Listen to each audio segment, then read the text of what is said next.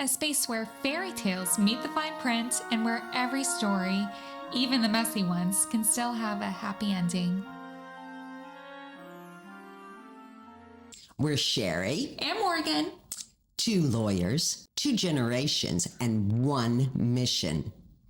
To show how love and law can work beautifully together. Pages of vague language, no delivery dates, and what you were actually getting wasn't even listed. Just some mysterious gold package. If it's not in the contract, it's not enforceable. And trust me, is not a legal term.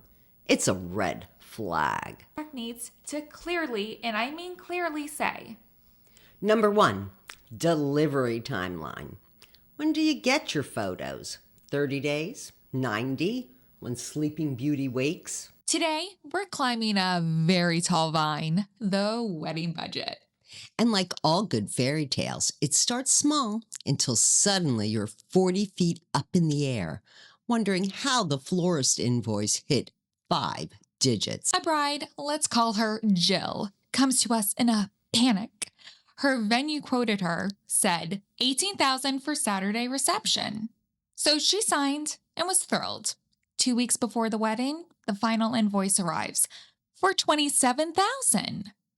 That's not an overage. That's a plot twist. Exactly. Let's talk about what drives budgets to climb like magic vines. Reason 1, emotion.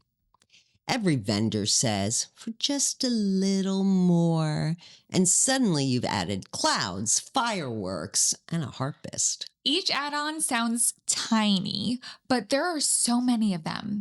Or they're priced per guest. That's how beanstalks grow.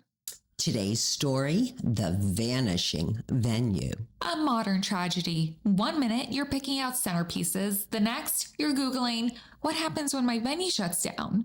Turns out, the company had been in bankruptcy for months, and the closure came straight from the bankruptcy court. No advance notice, no email, just poof, gone. And there's not a lot you can do once a company files bankruptcy. True, but there are ways to protect yourself before it happens. Today's story, Sleeping Beauty and the prenup panic. The spell? Procrastination. The villain, avoidance, with a side of financial secrecy. And our beauty? Too afraid to ruffle the feathers in her quilt. Until her fairy god lawyers shook her awake. Wait, are you talking about us? I asked, did you two talk about it? She says, yes. So we set up our first meeting. We did. Except they really didn't talk about anything, did they? Nope, not at all. Welcome to the BrideLawyer Podcast, where mothers, cousins, and in-laws all think they're royal advisors.